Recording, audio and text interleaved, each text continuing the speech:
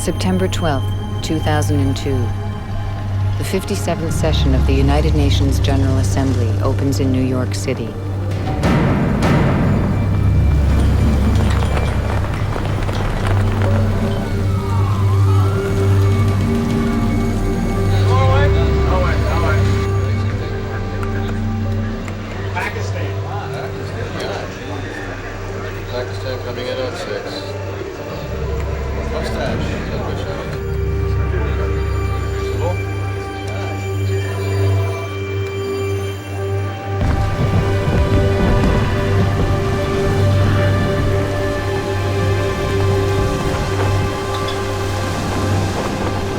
On behalf of the General Assembly, I have the honor to welcome to the United Nations His Excellency Mr. George W. Bush, President of the United States of America, and to invite him to address the General Assembly.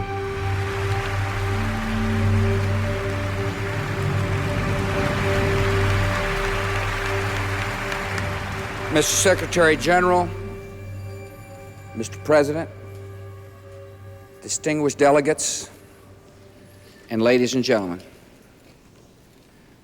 we meet 1 year and 1 day after a terrorist attack brought grief to my country and brought grief to many citizens of our world. All the world now faces a test, and the United Nations a difficult and defining moment. Will the United Nations serve the purpose of its founding, or will it be irrelevant?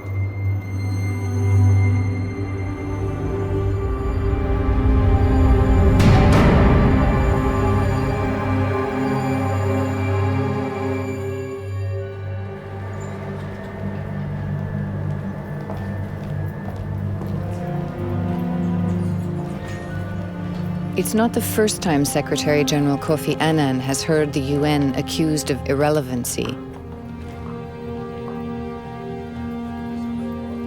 Right now, there are 60 nations fighting wars, and the UN has peacekeeping missions in 15 of them.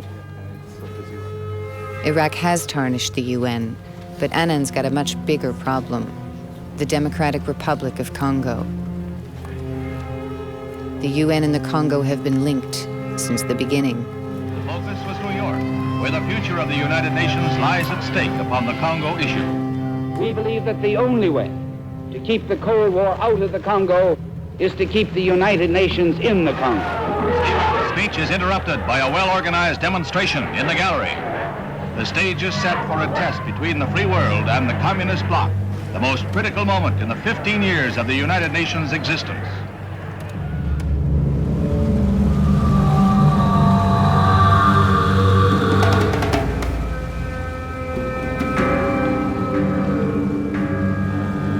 "40 years later, a 5-year civil war in the Congo is coming to an end. The result of the war? 3 million Congolese dead.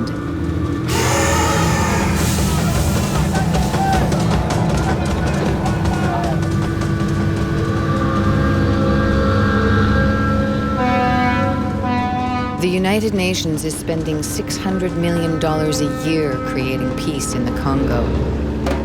Whether it will work is uncertain.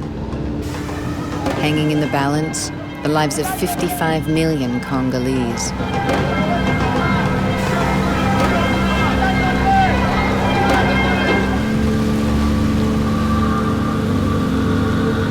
The UN's mission in the Congo is called MONUC. MONUC's frontline troops are military observers, MILOBs. MILOBs don't carry guns. They do get shot at. In the first phases of the Congo mission, it was essentially an observer mission.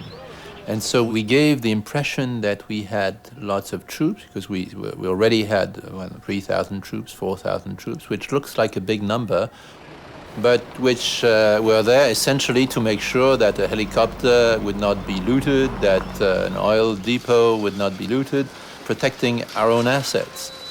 But I think that a mission in a place like Congo that is only an observer mission, that's a very dangerous proposition politically, because the gap that you open between the expectations of the people and what you can actually deliver is just unsustainable.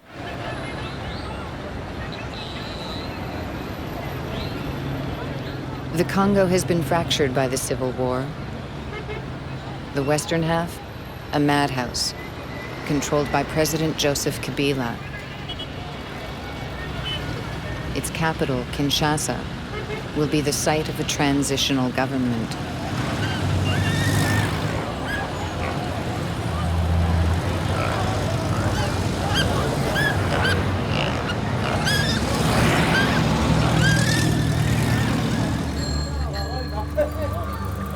A 1,000 miles from Kinshasa and still outside government control, the eastern Congo. The area is blessed with gold and diamonds, and cursed by those who want it.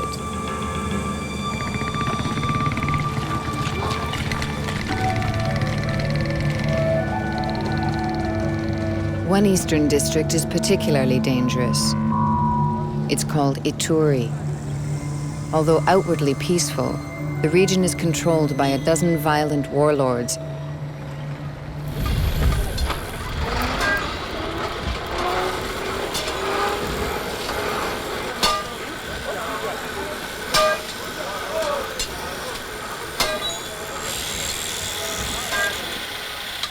In Ituri, they make machetes out of car springs.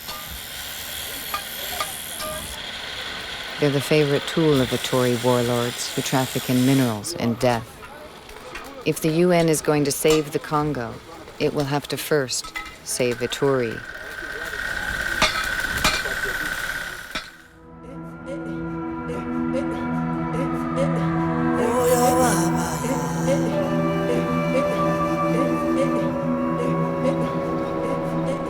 New York.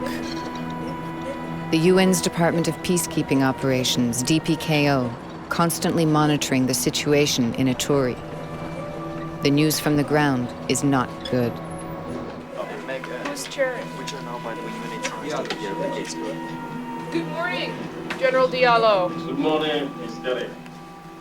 I'm sorry that we're somewhat disorganized this morning. It's been a rough week on our side. But we understand that you're chairing the meeting this morning? Yes, Okay. as you see. Okay, we had this morning an incident. Two of our manoeuvres went out of their house to go to the spring for water. And they were attacked by a group of 8 individuals in civics, but armed with Kalashnikov, machetes and knives. But fortunately, the team leader who was driving accelerated and managed to escape. I think that as long as there is no agreement in Ituri, it will be very risky to have a military unit deployed. Our understanding from talking to council members is that it's unlikely that we're going to get a resolution for another 2 to 3 weeks. And apparently, according to our interlocutors, so to speak, it's tied to Iraq.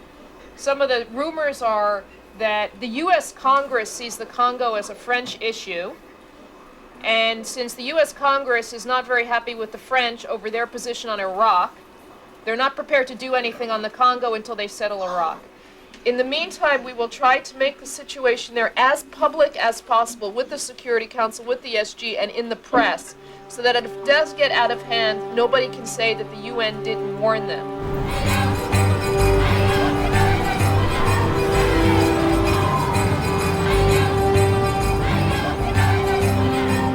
In the fall, Ituri does not blow up. Just before Christmas, a code cable is received at UN headquarters. A formal Congolese peace agreement is finally ratified. There have been others. This one looks promising. We have just been through a period where there was the role of MONUC on the ground, monitoring the disengagement.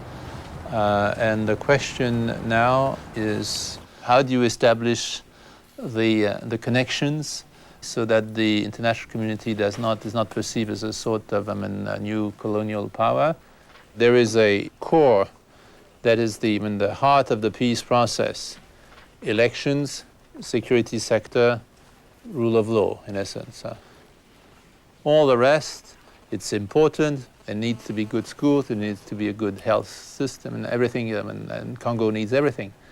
But it's not mission critical in the sense of a peace process.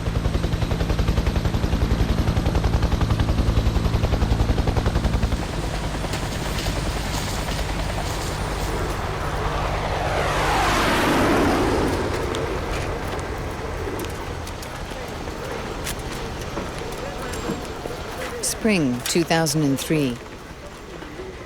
Peace in the Ituri was too good to be true. Despite enormous UN pressure, the ruling warlords refused to surrender their weapons. They crave instability. It's good for business.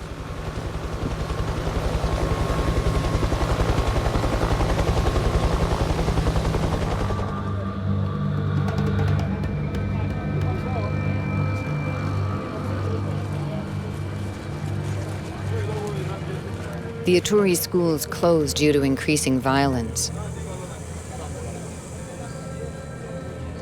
The kids, easy prey for the warlords, given an AK-47, bullets, and food.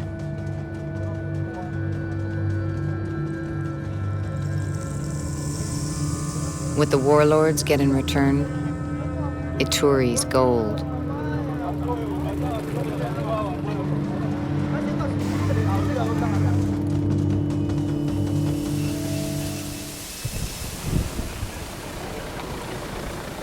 Kinshasa. The UN's MONUC headquarters is worried.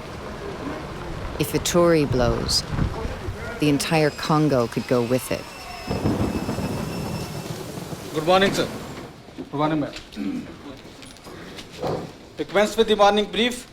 We have a couple of reports, and first is from Bunia, where team has reported that there has been a considerable movement and increase in the number of Lindu combatants.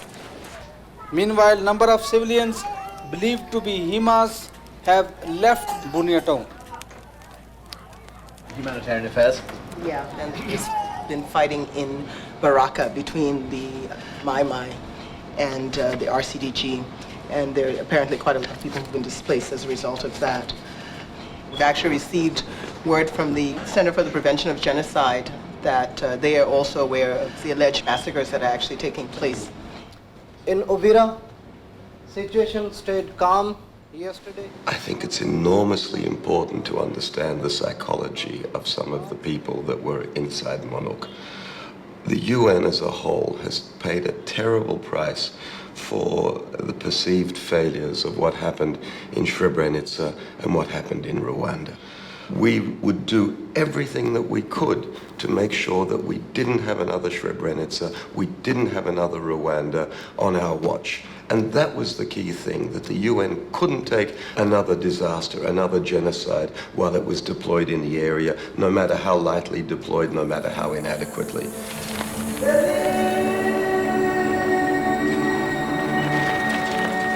In addition to the warlords, soldiers from two neighboring countries, Rwanda and Uganda, roam the town. The two countries claim they're legitimately protecting their borders with the Congo, but they also want Ituri's wealth. They will kill for both.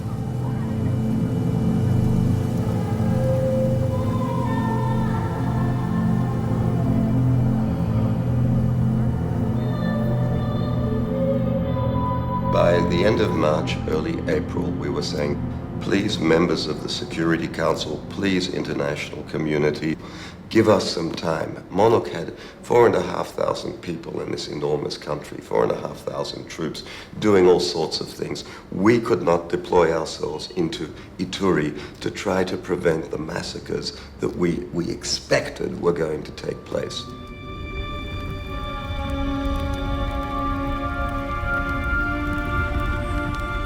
April 3rd. Jacques Grinberg's worst fears come true. The village of Dro-Dro, near Bunia, is attacked. Several hundred villagers, mostly women and children, hacked to death.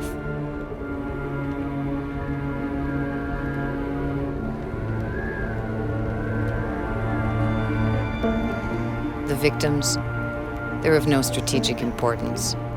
They're minor pawns in the Warlord Wars.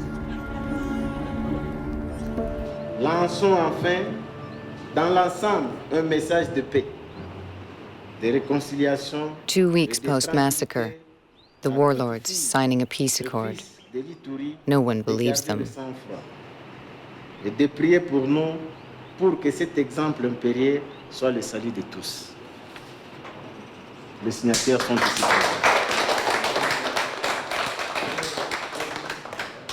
The killings will continue.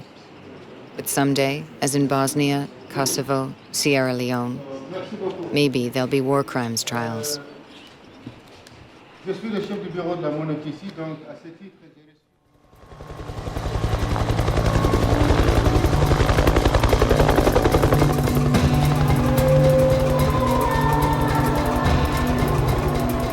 5 days later, a team of UN investigators heading for Dro-Dro, site of the recent massacre.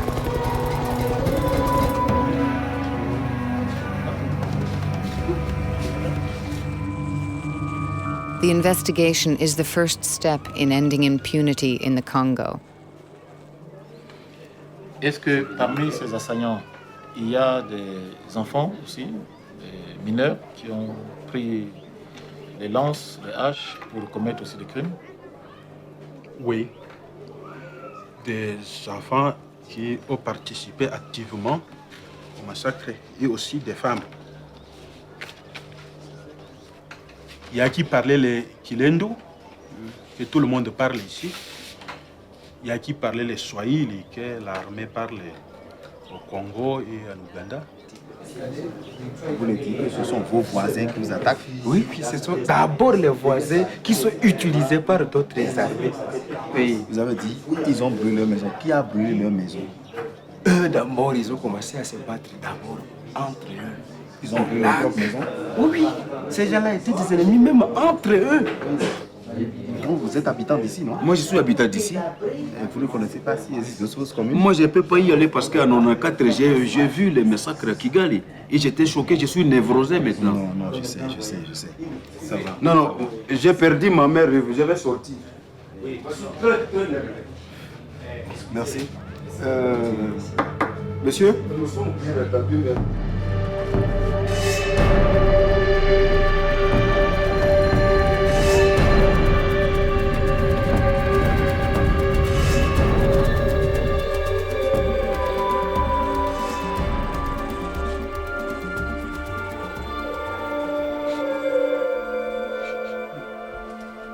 While Dro-Dro testimony is being taken, a young girl, killed and mutilated.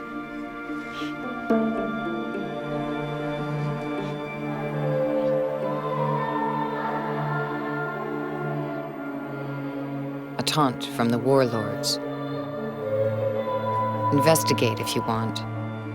Nothing will come of it.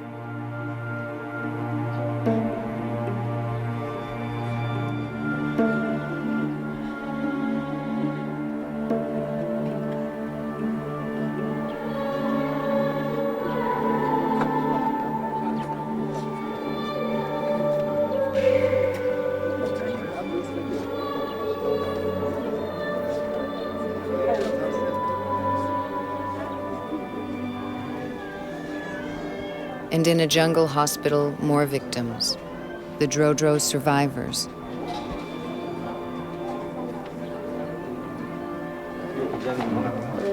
Ton père, c'est le coup du machette. Oui. Quand on tuait votre enfant, vous étiez là, c'était devant vous que ça s'est passé, ou bien ils sont partis avec l'enfant quelque part pour le tuer? C'était sur place. Comment? L'enfant était sur son dos attaché. L'enfant était sur son dos attaché? Oui. Ok, merci. Bonne guérison, madame.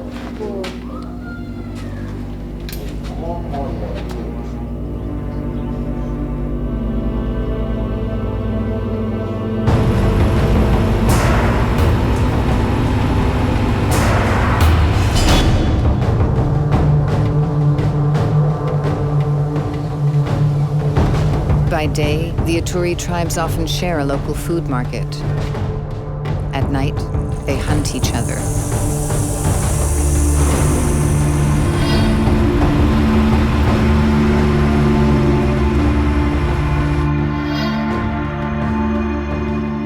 Further down the road, a village, Zumbe, guarded entirely by child soldiers, with arms supplied by the warlords. The village is suspected of perpetrating the Dro-Dro massacre. Dans certains villages MA aussi, les gens disent qu'il y a des combattants hindous qui vont aussi les attaquer la nuit, et ils prennent leurs affaires, ils prennent leurs bêtes. Est-ce que vous avez appris ça? Est-ce que vous aussi, vous attaquez aussi des villages MA? Jamais de notre côté. Nous faisons que l'autodéfense. Jamais nous allons les attaquer chez eux, non. Ça, ce n'est pas vrai. Mais vous avez combien de personnes actuellement avec vous? 3000. Et leur âge va de quel âge à quel âge? 15 Youl. 15 ans et puis plus.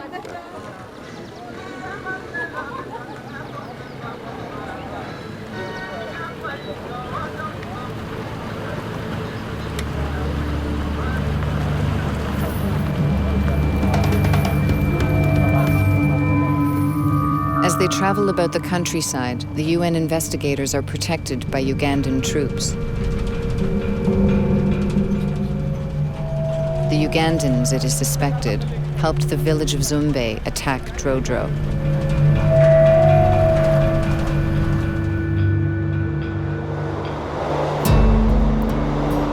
Summer.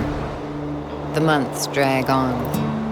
The Security Council is in a quandary over Uganda. Ugandan troops are keeping the warlords in line, but they, along with Rwanda, are also suspected of being behind much of the Ituri violence.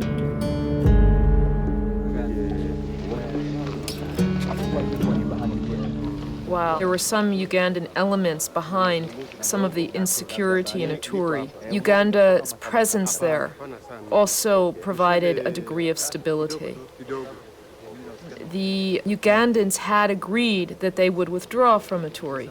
The Security Council wanted Uganda out, and it was because of the necessity of pursuing the internal political reconciliation within the Congo. There was a fear that if and when the Ugandans left, Ituri would just blow up into chaos.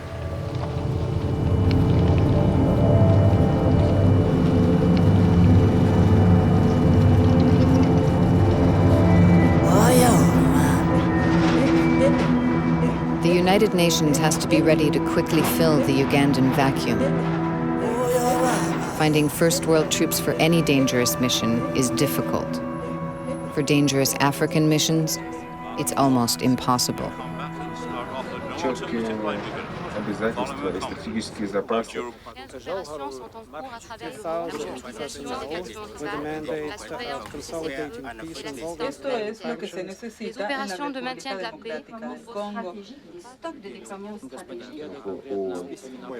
The majority of the contributors of Blue Helmets at present come from the developing countries. Let me be clear, they cannot nor should not be expected to continue to shoulder this burden alone.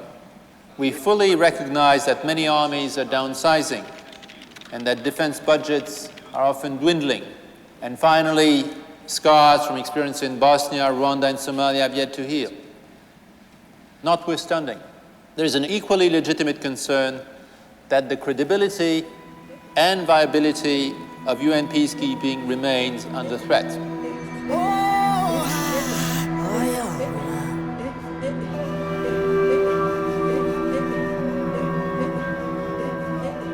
At my level, we're discussing the possibility of how we could diplomatically get the Ugandans to stay without ever actually asking them to stay. At the same time, the Security Council very much wanted all foreign forces out of the Congo. What we did then was try to establish with Uganda a slow and measured withdrawal that would enable us to not only monitor that withdrawal, but enable us to, in some instances, fill the vacuum as Uganda withdrew. Uganda wouldn't accept that. They wanted the United Nations to publicly come out and ask Uganda to stay, which the United Nations would not and could not politically do.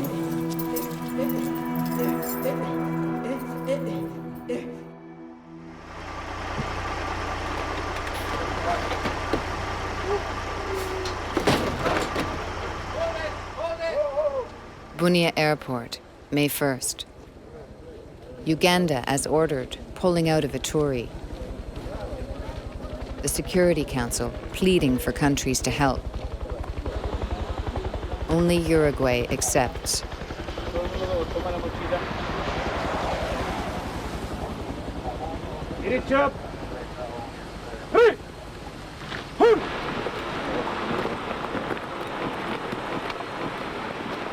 So now, 750 Uruguayan Guard troops are replacing 5,000 battle-hardened Ugandans.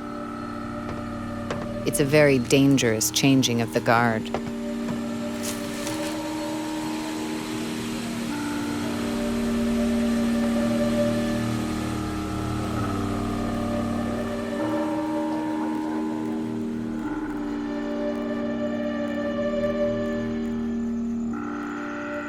The Uruguayans had gotten half to two-thirds deployed.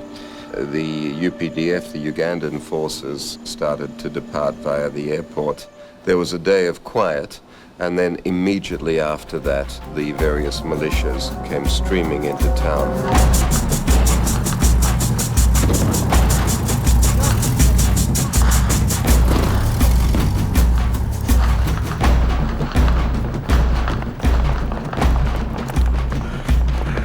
As predicted, Bunia is transformed into a war zone. Much of the town fleeing into the forests. Thousands of others turning to UN camps. They fled basically in two directions. One of them to the MONUC headquarters, which was in town, and the other one to the airport area where the Uruguayans had established their base. I think at one point we had more than 3,500 of these IDPs gathered around our headquarters, and another 3,000 or 4,000 at the airport. We were absolutely on the verge of a humanitarian catastrophe. Food at the UN compound, running out fast. The water supply, cut. Cholera is reported.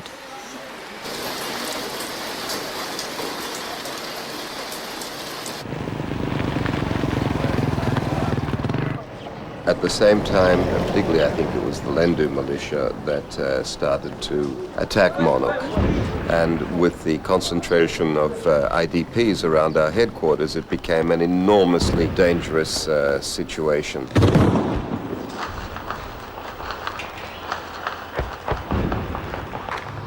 Heavy mortar shell landed inside our compound, killing, I think, 6 of the IDPs that were there and injuring a much larger number. On the third day, MONUC forces, overwhelmed, retreat to their compound. The UN is losing its gamble. The warlords are unstoppable.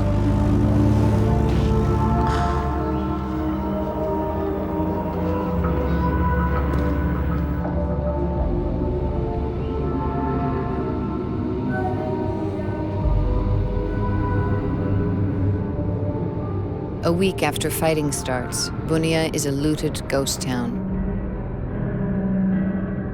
UN staff and Red Cross workers starting the recovery of some 250 corpses.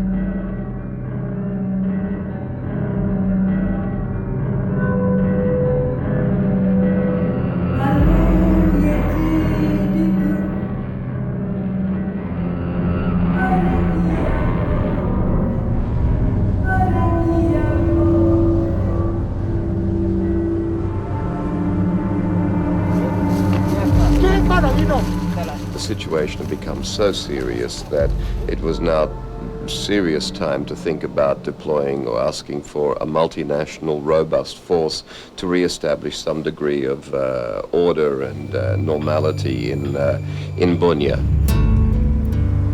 New York, never anticipating Bunia would fall. The big fear, the entire Congo peace process will collapse. And if the Congo goes, all of Central Africa is in jeopardy. In peacekeeping, you are confronted to a kind of a dilemma, to look the other way and have to live for the rest of your life with maybe the notion that if you have really moved in, you would have made a big difference, or to move in, but maybe with the risk of failure. At every step, I'll need to convince the Security Council, and I'll need to convince the troop contributors. If I don't get it right, then it's the authority of the United Nations, it's the good name of peacekeeping that will be compromised.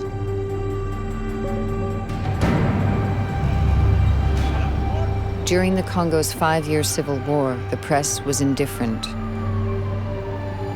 Now, with new Ituri massacres, media attention shifts briefly from Iraq to the Congo. This has been one of Africa's ugliest wars. Bunia is Congo's latest hellhole. 50,000 people are thought to have died just in that It is a war in which children are victims and combatants. The population continues to flee. Not a nice place. A contingent of UN troops from Uruguay has been powerless to intervene.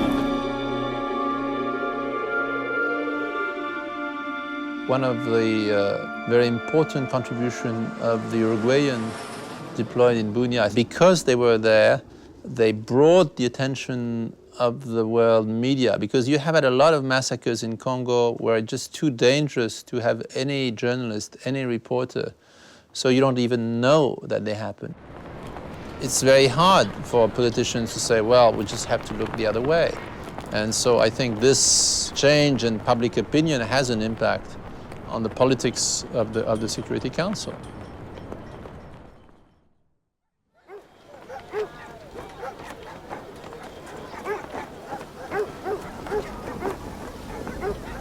Two weeks after fighting in Bunia begins, a brief lull. But military observers in isolated outposts are worried. Militia in the hills are preparing to attack the camps.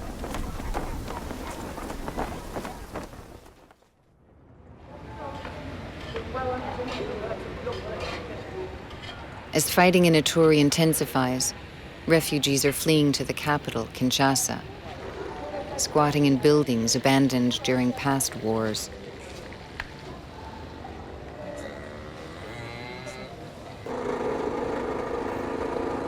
Not far away, Parliament is being readied after years of neglect. But with fighting in Ituri, Parliament's opening is questionable.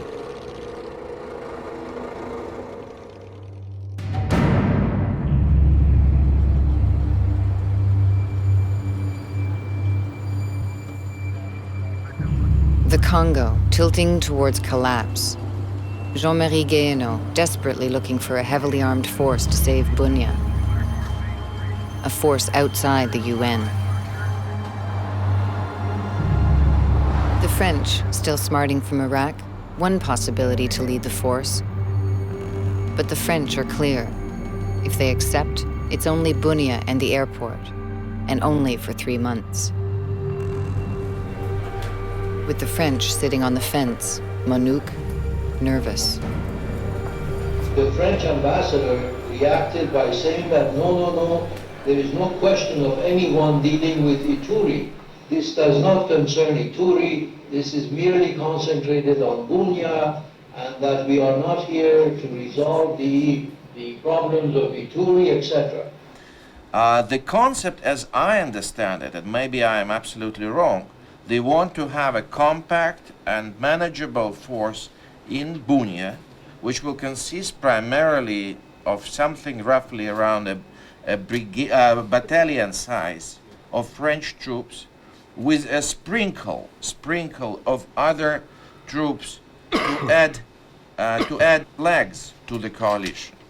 And in a sense, be thankful for a member state who is willing to come and rescue our troops, because otherwise, the point was last week, and we all know that they would have to be withdrawn. We were very close to that. I think you've heard our position. Our position as far as Ituri is concerned is very firm. The indications we have given you are not changeable. We are warning you about the situation in the entire Ituri. We are not here to be convinced that the problem in Ituri is limited to Bunia. Okay? Otherwise, whatever member states want to decide, whatever others want to decide, it's fine and dandy. But we are going to give you the reports as we see it. We're going to analyze it as we see it. But warnings, I'm very good about warnings myself, as you know, and you heard my warnings 2 weeks ago about what may happen in Bunia. We assume that we were talking about a larger number than a battalion. Thank you, and it's all my fault as always. Thanks very much. If there is nothing else to discuss, I am adjourning the meeting, and I don't want to adjourn on this very sour note, which is developing. 8:30 tomorrow, New York time. Okay, thank you. I mean, I don't like these acrimonious things. I don't like these acrimonious.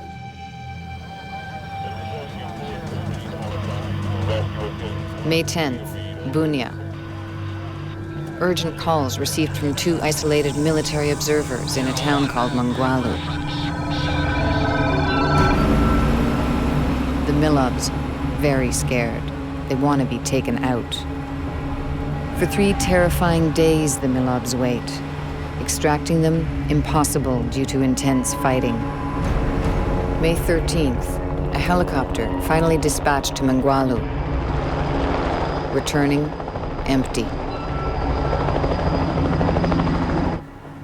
Thank you. 3 days later, what everyone fears comes true.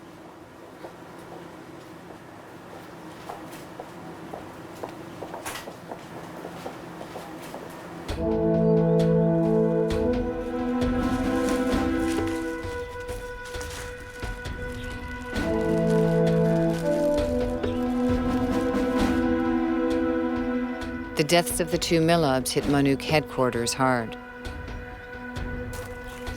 Rumors circulate. The rescue attempt was botched.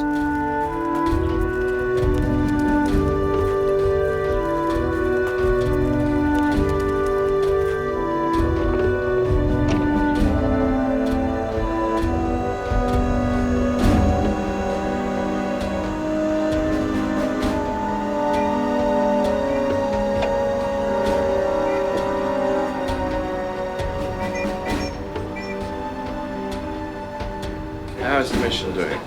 They're okay. They're okay, but a little bit disjointed. We went that little room and we got a call from Mahagi on the sat phone, and those military observers were literally crying. They said, take us out of here. I mean, 2 persons in a location is...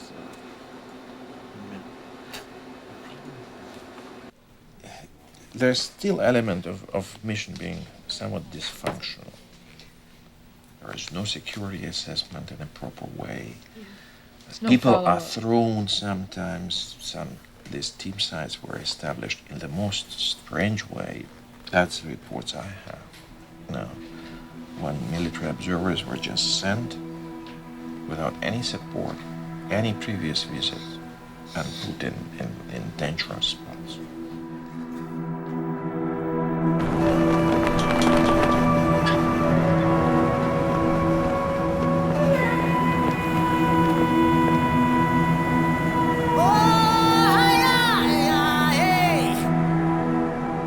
So Ayaka today, can you draft a cable in consultation with Francois Dro-Dro of extreme, most immediate, of extreme concern on the part of this headquarters? that we want immediately by tomorrow a threat assessment to all personnel, civilian and military personnel, in the Northeast. You spoke to Germany yesterday. Mm-hmm. Can you speak to Canada today? Okay. Financial support would be helpful. Something like that. Although I don't think they have much money.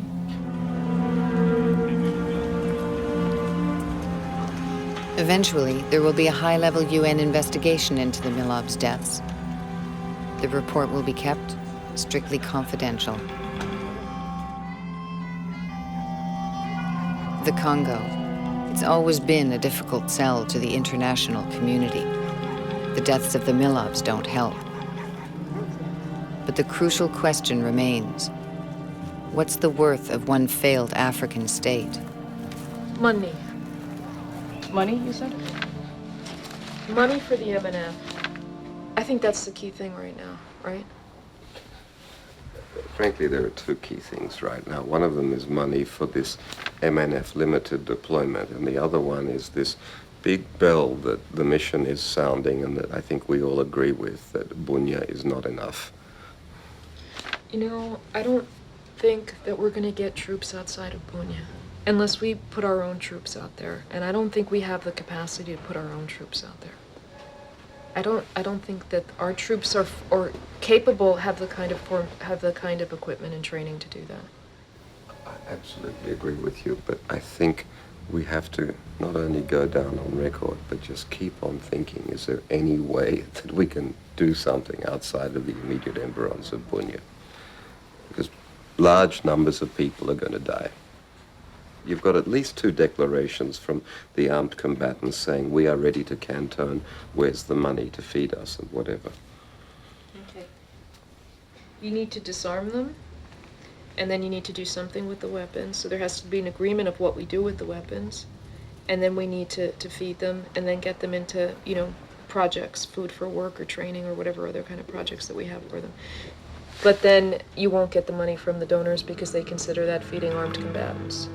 Are there no other options?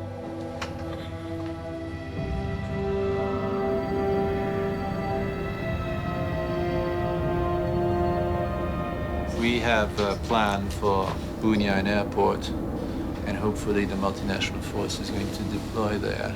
But there is the rest of Ituri, and there are many ways in which the rest of Ituri could go badly wrong. And there we are caught in a kind of dilemma, because if we flag the issue too much, we might lose the hope that we have of a real deployment in Bunia. If we ignore it, it is just as bad, because we might be surprised by it and we will be misleading those who will deploy in Bunia. The dangerous scenario is a scenario where we have some improvement in Bunia, but then there's just a shift, a shift in the killings to other places. If the people are cynical and clever enough, they don't attack Bunia, no. They just commit horrors 40 kilometers from Bunia. Look at the international community, the French once again, when it's... they protect certain people. They protect certain people, but they don't care about the others. The other flip side of the coin is that if Bunia is a safe place, and if things go badly in the rest of Ituri, instead of having 12,000 refugees, you can have 50,000, 60,000, 100,000. You can have a colossal Alagoma chaos developing. What I'm describing could happen, I think. You know, if there's anybody who has an interest in you know, undermining the credibility of the MNF, then that's the way to do it. It's easy. So, I mean, there's 1 or 2 things that can be done. One is to ask the French or whoever is coming with them to have a rapid reaction capability. They have the capacity to go in, you know, and hit very hard. Yeah, that's why they need attack helicopters. And pull out without casualties most of the time and without too many risks and make a point, you know? The killers are not a massive force. That's right. They are thugs on drugs who can be, scared and stopped by a relatively small professional force when things go bad if that force is there quickly and decisively.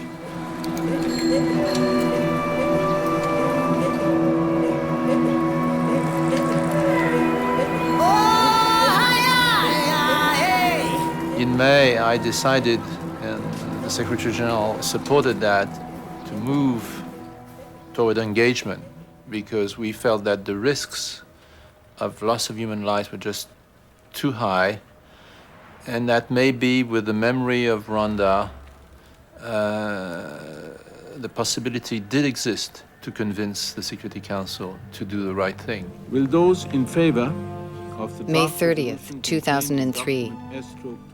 The Security Council accepts a French-led multinational force. Please raise their hand. The force might possibly save Ituri, Those against? but only in the short term. Abstentions? The draft resolution has been adopted unanimously.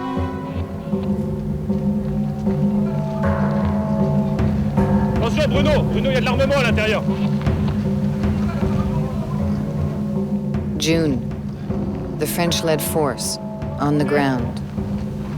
In Bunia, unhampered by UN rules of engagement, the French confront the warlords. But in the hills, the murders, rapes, and kidnappings increase.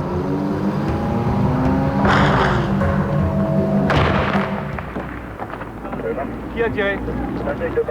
Hey, dégage! Va parler! Calmez-vous! Couchez là! Couchez! Couchez les mains sur la tête! Couchez là! Couchez! Sur la tête, les mains sur la tête! Mettez les mains sur la tête! Couchez! Couchez! Couchez!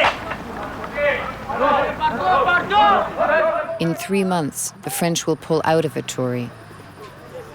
Then it's up to a UN Ituri brigade to secure the peace.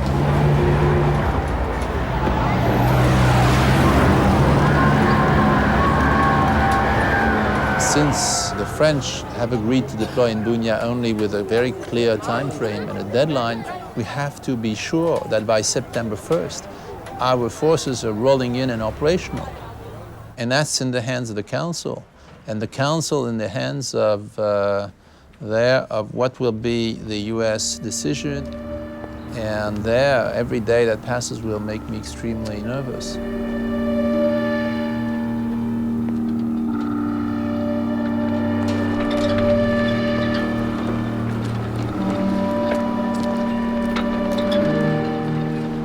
The days turn into weeks. The cost of an Ituri brigade, tens of millions of dollars a year.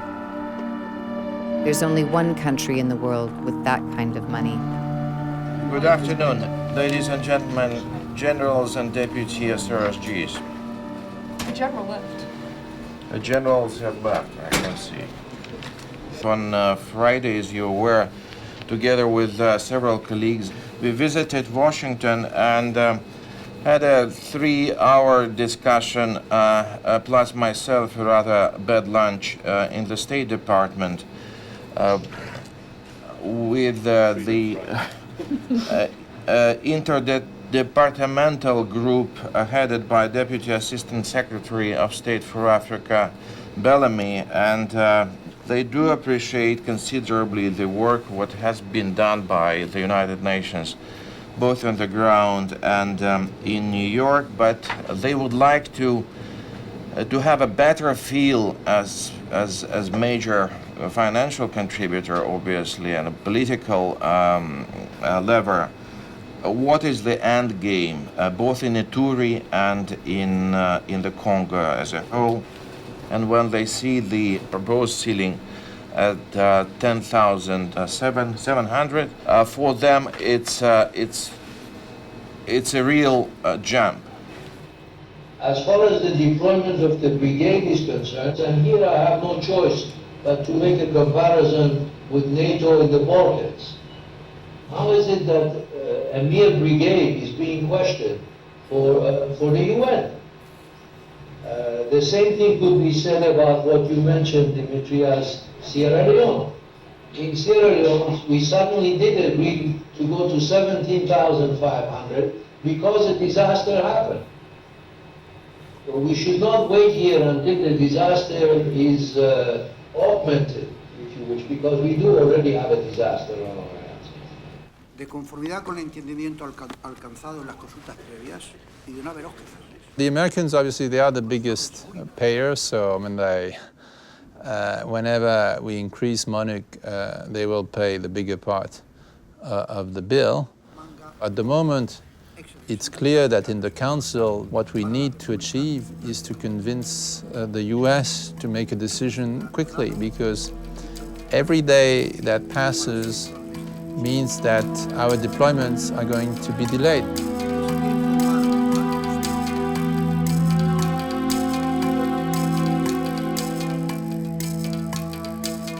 On the one hand, many of my colleagues are working to give the information necessary for troop contributors to put together the kind of troops that we would need for Ituri. My job was more on to try to convince the Security Council we had a viable plan for Ituri. And I think one of the problems with Council, and I think particularly with the United States, was that they did not see that there was really a political process in Ituri worth investing in. The U.S. told us, and I think that they had a legitimate concern, that they saw Ituri as a Somalia, and so our job really was try to convince them that there was a political process.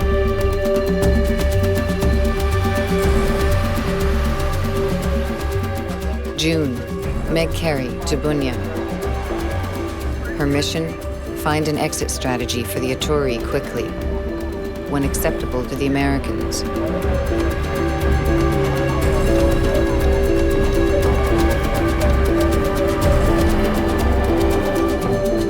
The Council met yesterday in New York and have decided to give MONUC a technical rollover, which basically means no new mandated activities, just an extension of the date of the mandate until sometime in July. But the first implication is that we will only get a task force of 1 battalion and that we would not have any additional troops beyond 1 battalion at the current date of exit of the international force. And that has major implications for the work that we do in Ituri. So we have a lot of work to do to try to convince the people who pay the bills that it's worth their investing in it.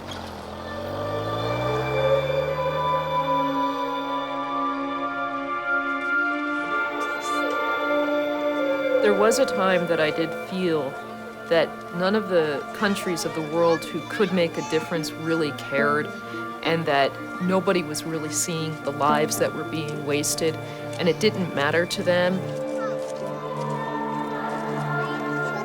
You did feel personally somewhat responsible because you felt, what am I doing wrong that I'm not being able to convince these member states that they need to provide the troops necessary to save these lives?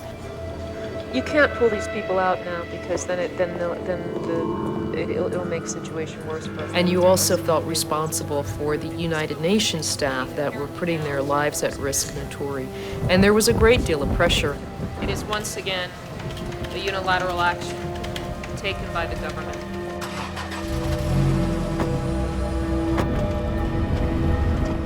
The best, perhaps the only chance of stabilizing the region, something called the Ituri Interim Administration. Whether it can expel Ugandan and Rwandan-sponsored fighters, that's anybody's guess. Le grand problème, ce sont les groupes armés. Et de notre côté, évidemment, on peut prendre des contacts avec tous ces groupes, ça c'est vrai, et les amener, mais en les prenant à juste valeur. Il y en a 6 et qui sont tous armés. Tous ont des parrains en Ouganda, ils ont tous le même parrain. C'est ça ce qui rend les choses tellement difficiles. Alors, il y en a qui venaient acheter nos richesses avec de l'argent, mais d'autres ont trouvé que c'était plus astucieux. On vous donne des armes et on prend les richesses. C'est comme ça qu'en Ituri, il n'y a aucune usine qui fabrique les armes. Est-ce que vous pouvez imaginer le Rwanda et l'Ouganda qui n'ont pas de l'or chez eux, mais depuis les dernières années, ce sont les plus grands producteurs de l'or et du bois. Pendant qu'ils n'en ont pas, ça vient d'où? Ça vient chez nous. Il y a des individus qui en profitent, mais leur État en profite aussi. Et comment est-ce qu'ils le font encore pendant que nous, on se batte ils sont derrière. Alors, quelque part là-bas, il faut faire pression sur les pays voisins, l'Ouganda et le Rwanda, qu'ils cessent de pouvoir toujours s'ingérer dans le problème du Congo en général et de l'Ituri en particulier. Nos relations avec le gouvernement de Kinshasa, malgré tout ce qui s'est passé en Ituri, le peuple ou la population de l'Ituri se considère encore et toujours comme être congolais. Ça, c'est dans le cœur de tout le monde. Même les groupes armés, ils savent qu'ils sont congolais. What Madame Vaweka is up against is a warlord named Thomas Lubanga. Lubanga controls Bunia. He's backed by Uganda. He has a degree in psychology, the support of hundreds of child soldiers, and blood on his hands. Most peace processes that we're dealing with in Africa and beyond, the heads of factions, to a greater or lesser extent, are warlords and have very mafioso type of tendencies. You have to deal with them. You may not want to deal with them, and they may have committed all sorts of human rights abuses, but unfortunately you have to deal with them because they're the ones with the power. What do these military leaders want? I think if we talk about UPC, the leadership of UPC, definitely Lubanga wants to play a national role in the Congo, using Ituri as a pretext for it, you know. So he has very big ambitions. So now I think what we have to see is to see how best we can, you know, try to see at national level what we can give him, even something very small, yeah. If you continue discussing with him, we can say, yes, you can play a role at national level. What happens to Lubanga after he gets to national level? He will leave everything and go. Okay, what happens to UPC after Lubanga leaves? It will finish. You have to exert pressure on Lubanga. Maybe Secretary Council can issue a statement or something like that, naming them, name and shame. So I think this is one of the aspects of the problem you have to look at. If we name and shame, will that put MONUC individuals in any danger for reprisals? I don't think so, if it is done at the level of the Security Council. So that's the stick. Yeah, and now the carrot is to try to bring him on board. Okay, and the reason that the fighting started in Jugu and Mangwalo is because this is the resource-rich area. Yes. And that's also a place where the two tribes are sort of rubbing together. It's very significant that our manoeuvres have been assassinated in Mangwalo. It wasn't just robbery that went wrong. No, definitely not. No, definitely. I think they saw something they shouldn't have seen. That's my take on it.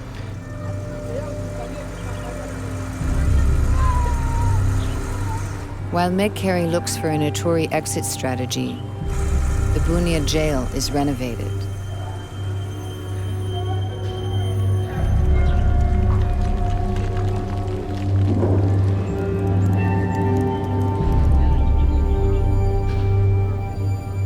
Local judges will soon be reinstated.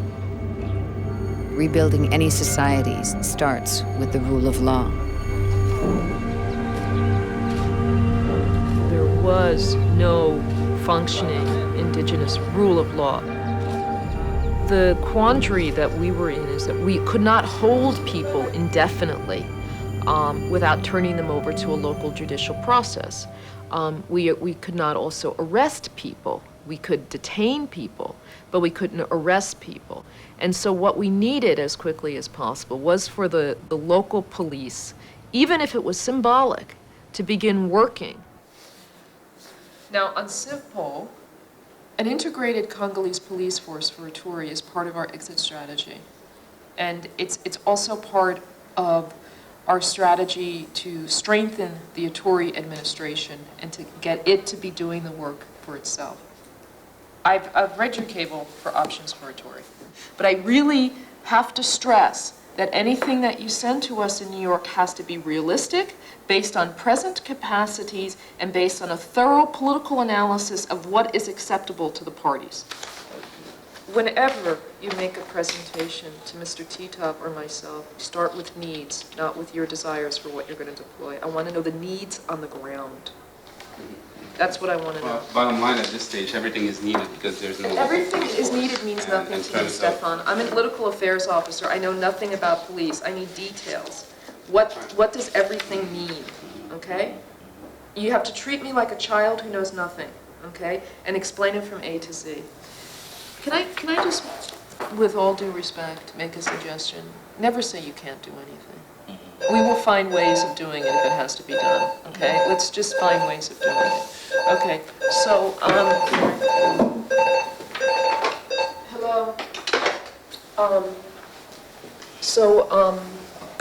So basically we've got to start for purely political reasons.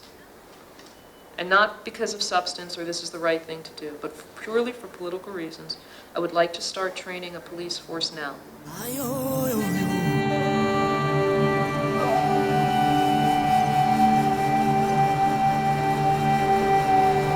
Okay, no, it's okay. I'll call Mr. Titov tomorrow. Before you hang up, can you dial my home number? Thank you.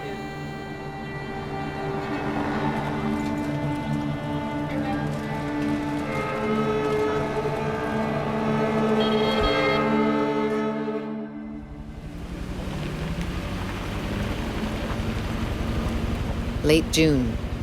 The French declare Bunia weapons-free. The Bunia child soldiers now join the thousands of fighters camped in the hills, waiting for the orders to attack.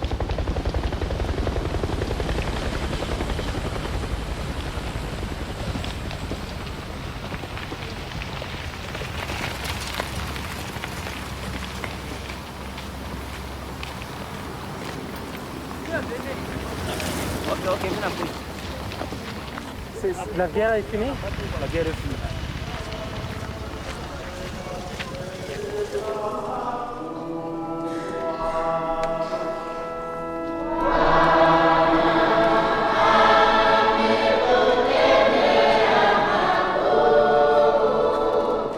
That Sunday, the people of Bunia celebrate the town's liberation. The government in Kinshasa declares the war officially over. The fighting may be over, but the peace, it's not even close. 2 weeks later, the newly appointed judges, fearing for their lives, will flee Bunia.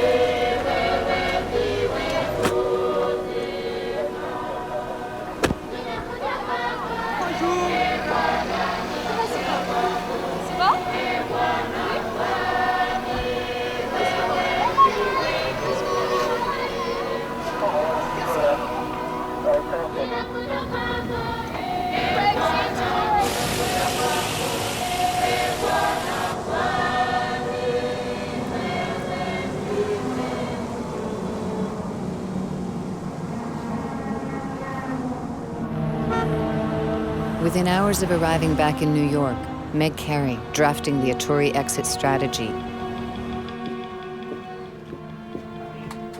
The plan? Several thousand additional UN troops to secure Bunia after the French leave, and $150 million to pay for them.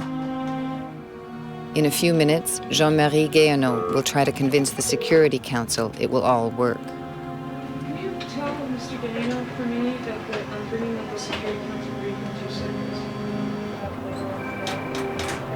I need it now. Just email it to me. You got it, Asif?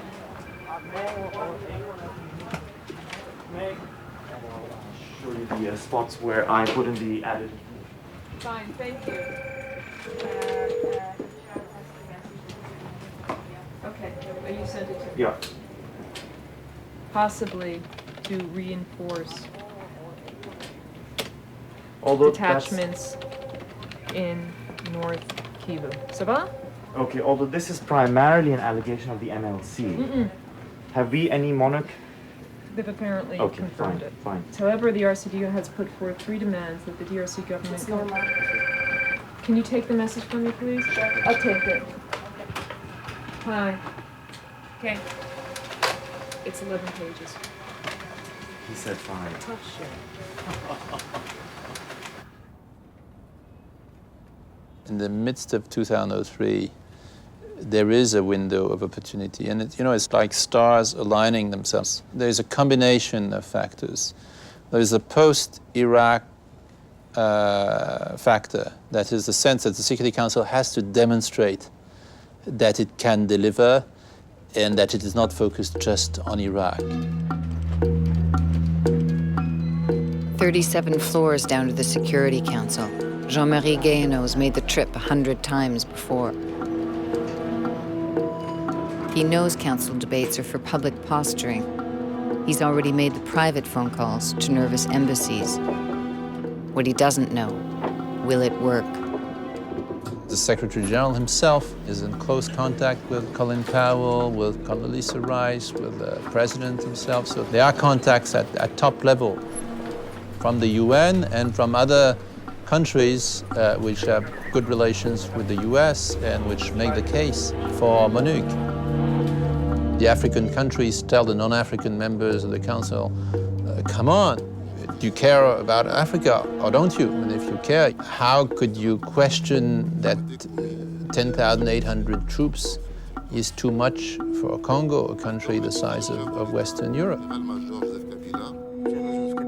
One of the things that we used on council members informally was the guilt. If we needed to withdraw, and the Secretary General would have withdrawn that battalion if need be, he would have had to. And if it had been a bloodbath, then it would have been on the shoulders of the international community. Unfortunately, the press sees the international community as being this blue building in New York, which is the UN. And so it's the fault of the UN, or it's the weakness of the UN. They don't sort of extend that to it's the weakness of member states who don't give the UN the capability to do something. To succeed in these tasks, it is critical that states in the region act cooperatively to support the process of bringing peace and stability to the people of the Democratic Republic of the Congo. The Security Council finally gives MONUC the money for an Ituri brigade and a Chapter 7 mandate, allowing the UN brigade to shoot to kill. Mr. Solana, the United States would like to thank you.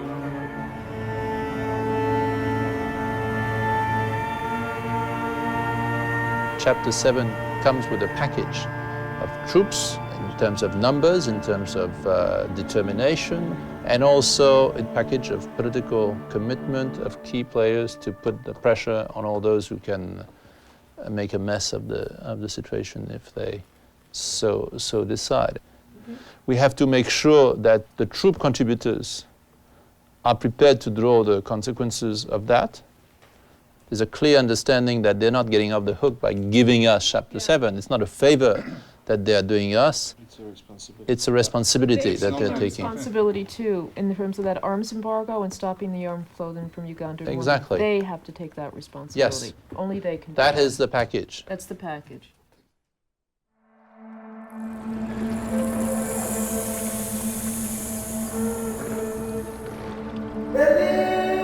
Fall 2003. The Congo River once again open. But the weapons embargo isn't working. Arms are traveling from Ituri down the Congo, spreading violence to neighboring provinces.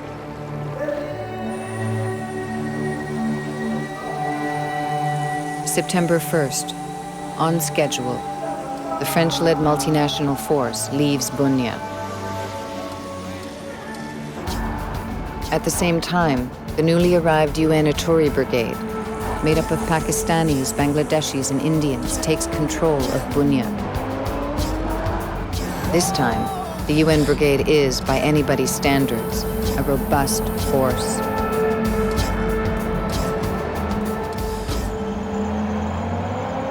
Almost immediately, the UN Brigade is tested. The warlords are probing for weakness.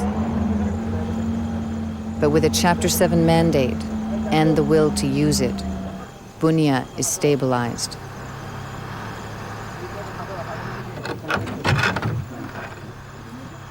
Ne bouge pas! Ne bouge pas! Fais attention! On va te tirer si tu bouges. C'est ta femme? Oui. Et mes enfants. Tout sort. Voilà, vous. Vêtements. Et ne t'inquiète pas, d'accord?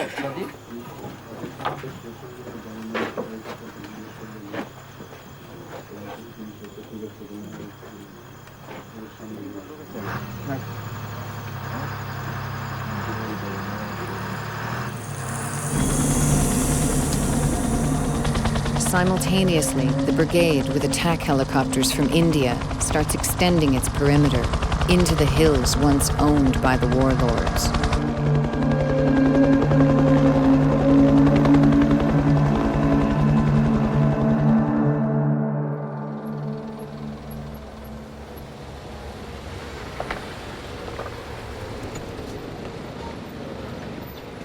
Kinshasa.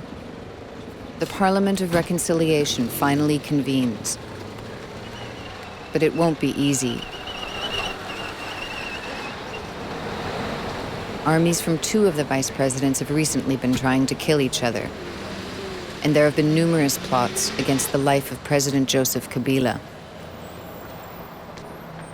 No first world country is going to save the Congo. The Congo is going to save the Congo, and the Congolese will save the Congo. And in terms of the national political process, there are some key issues. And they are difficult issues to get over. But it's not impossible to get over with sustained support.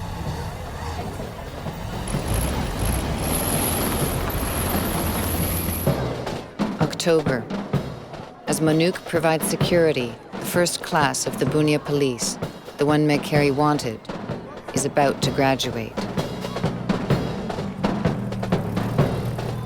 In the class, cadets who not long ago were trying to kill each other.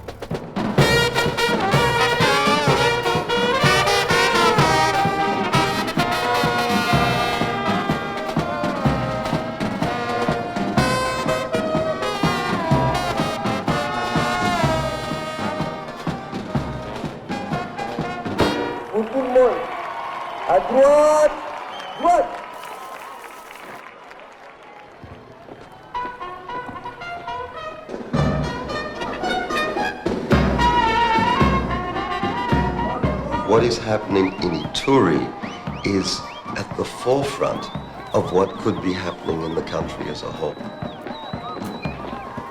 We already have the first nucleus of the integrated national police force that has been set up in the town of Bunia and the training that's been done there. So it seems to me that sometimes if you tackle the toughest problems in a concerted and adequately resourced way, and you make real progress there, it becomes a beacon or a model, or at least a precedent for what can be happening elsewhere.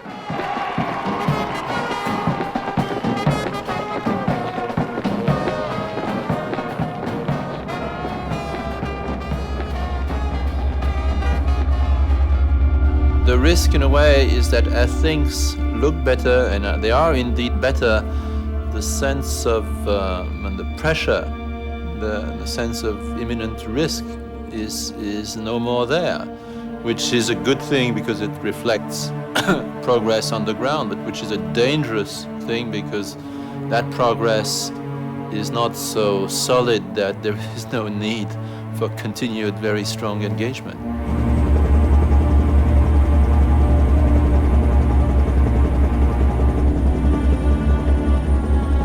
Throughout the fall, the Ituri Brigade continues moving outside Bunia.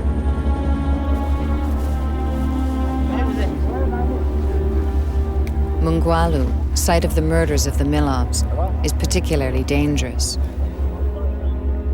There's a gold mine here, gold to buy arms.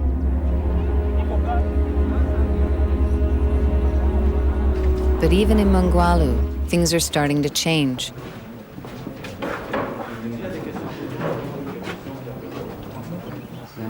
J'insiste sur le fait, je crois que maintenant tout le monde l'a compris.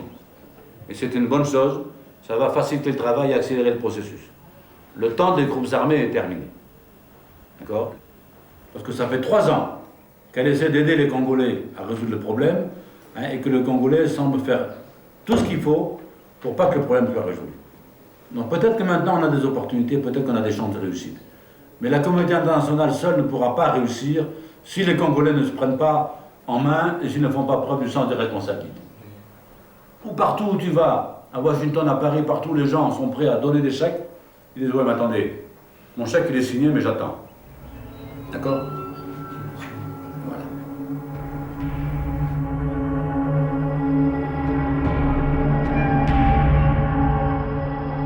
Despite what their leaders may do, the Congolese child soldiers will not turn in their guns in the coming months. No one has figured out an incentive that works.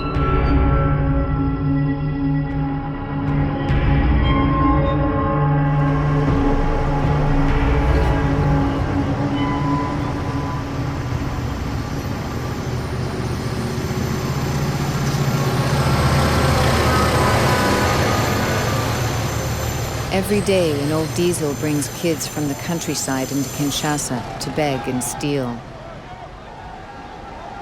Each week, some of the kids perish under the train's wheels. Others die more slowly, of hunger or despair.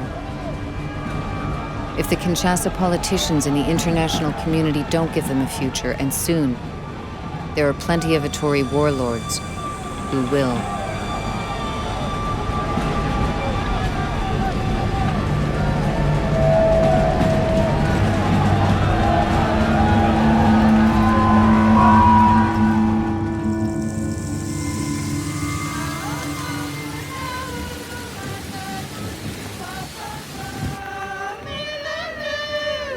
In the following months, the violence in Ituri does not stop.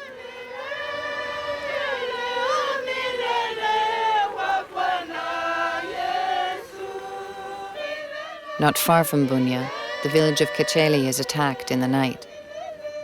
65 people killed, including 40 children.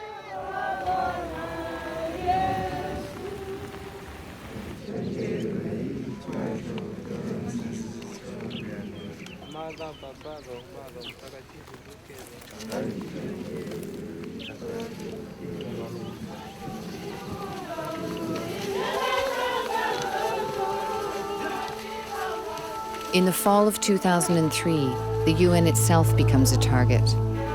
Several more manoeuvres are killed.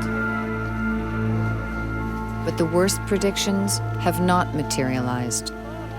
A massacre on the scale of Rwanda has been averted.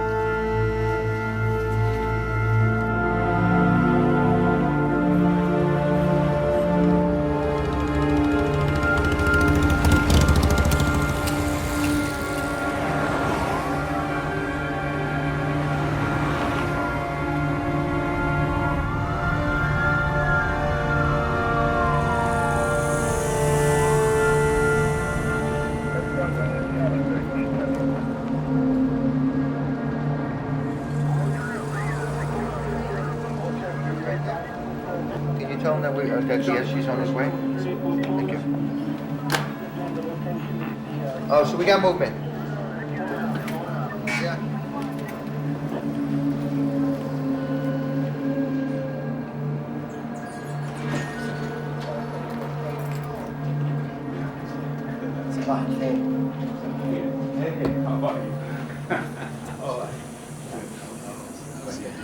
It's been a mixed year for the world's peacekeeper. The Security Council failed to stop the war in Iraq. But Haiti, Burundi, and Liberia, amongst others, are qualified successes. And the Congo, a country no one wants to think about, it continues its painful march towards national elections. Thanks to the, as part of that. Oh, very good. That's terror prevention. That's amazing. Oh, thanks.